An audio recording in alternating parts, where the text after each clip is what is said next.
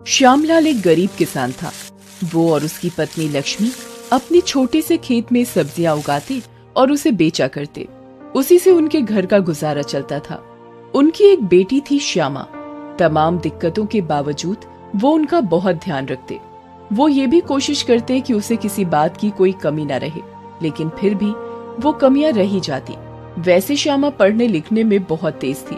उसके मास्टर जी हमेशा उसकी तारीफ करते। एक दिन जब दोनों पति पत्नी शाम को घर लौटे तो देखा कि श्यामा के हाथ में एक बड़ी सी ट्रॉफी है, जिसे अपने हाथों में थाम श्यामा बहुत ही खुश है। बाबा, माँ, ये देखो, ये मुझे स्कूल से मिला है। अरे वाह! जानते हैं बाबा, मैं पूरे स्कूल में फर्स्ट आई हूँ।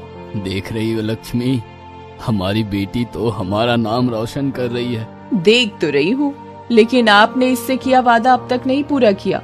पूरे 2 साल हो गए, इस बेचारी को नई फ्रॉक और गुड़िया नहीं दिलाई। अरे माँ, अभी मुझे नहीं चाहिए न फ्रॉक न गुड़िया।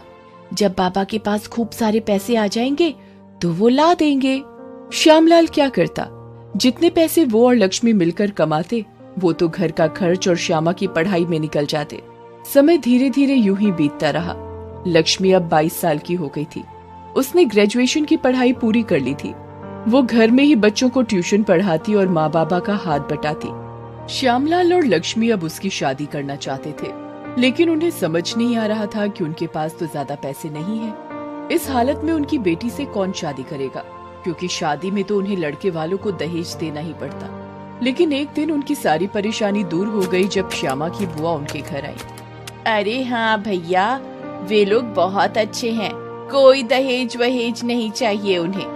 लड़का सरकारी स्कूल में टीचर है, 2 बीघा खेत भी है उसके नाम। उन्होंने साफ मना किया है दहेज के लिए। मुझे तो आश्चर्य हो रहा है कि आज के समय में भी ऐसे लोग होते हैं। आपको अपनी बहन पर भरोसा नहीं है क्या? मैंने श्यामा की फोटो उन्हें दिखाई थी। उन्हें श्यामा बहुत पसंद है। बस उन्होंने कहा कि 2 जोड़ी कपड़ों में लड़की विदा कर दे और उन्हें कुछ नहीं चाहिए। हमारी श्यामा के तो भाग्य ही खुल जाएंगे। जल्द ही श्यामा की सगाई बहुत ही सादगी से दीपांकर के साथ हो जाती है। 2 महीने बाद शादी का शुभ मुहूर्त निकलता है। समधी जी, अब 2 महीने ही है आपकी बेटी आपके साथ, फिर वो हमारी बेटी हो जाएगी। पता नहीं मैंने क्या पुण्य किया था जो श्यामा को आप लोग जैसा परिवार मिला। अरे पुण्य तो हमने किया था, जो श्यामा जैसी लड़की मेरे घर की बहू बनकर आएगी। ये तो आपका बड़प्पन है समधी जी, जो आप ऐसा कह रहे हैं। हाँ, लेकिन एक बात तो है कि मेरी बेटी श्यामा लाखों में एक है। वो आपके घर को स्वर्ग बना देगी।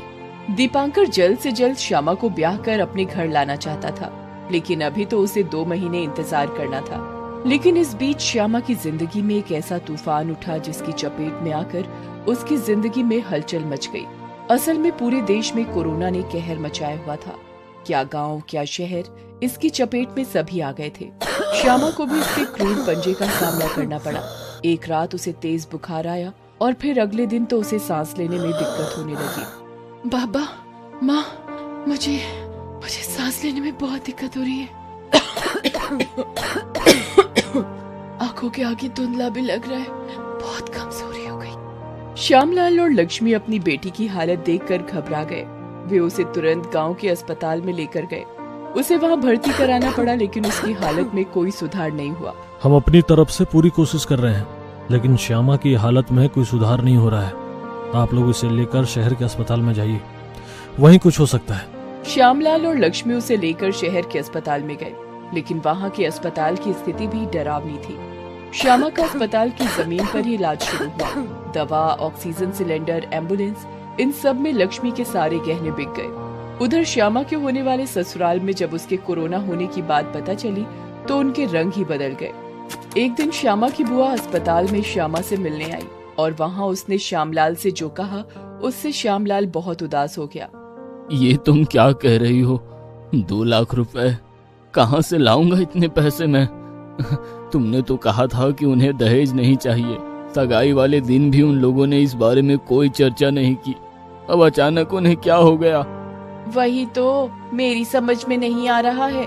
हमने तो कुछ पैसे और गहने रखे थे श्यामा की शादी के लिए, लेकिन वो सारे श्यामा के इलाज में चले गए। 15 दिन बाद श्यामा बिल्कुल स्वस्थ होकर अपने घर आ गई। हालांकि उसे अभी भी बहुत कमजोरी थी।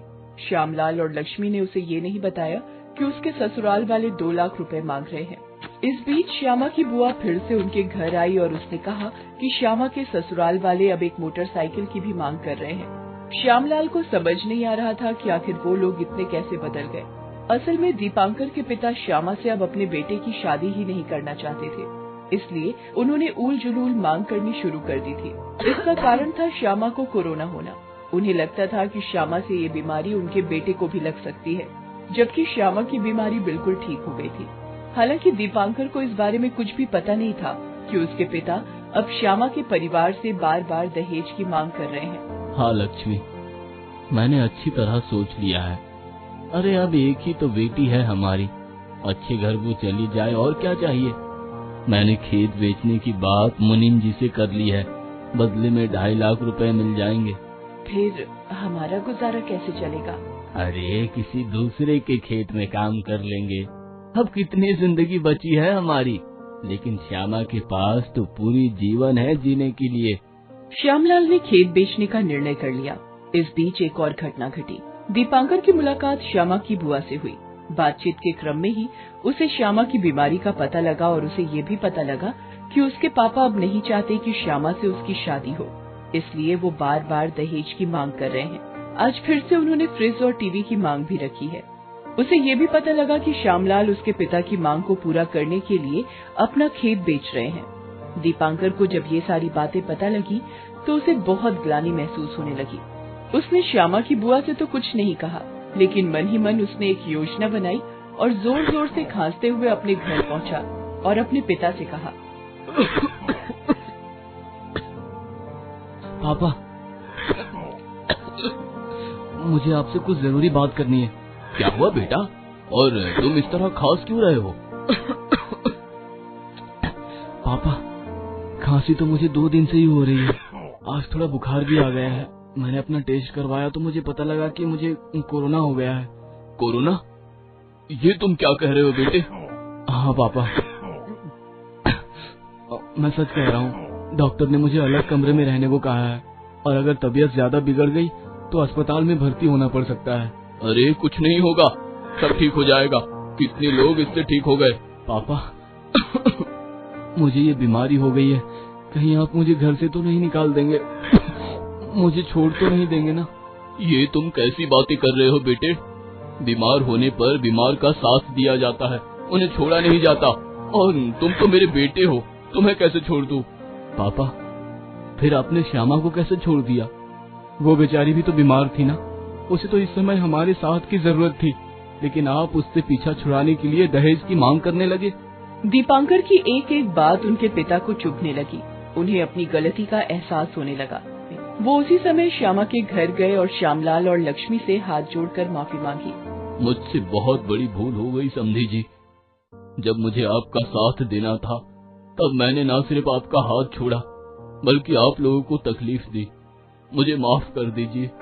श्यामलाल के सारे गिले शिकवे दूर हो गए।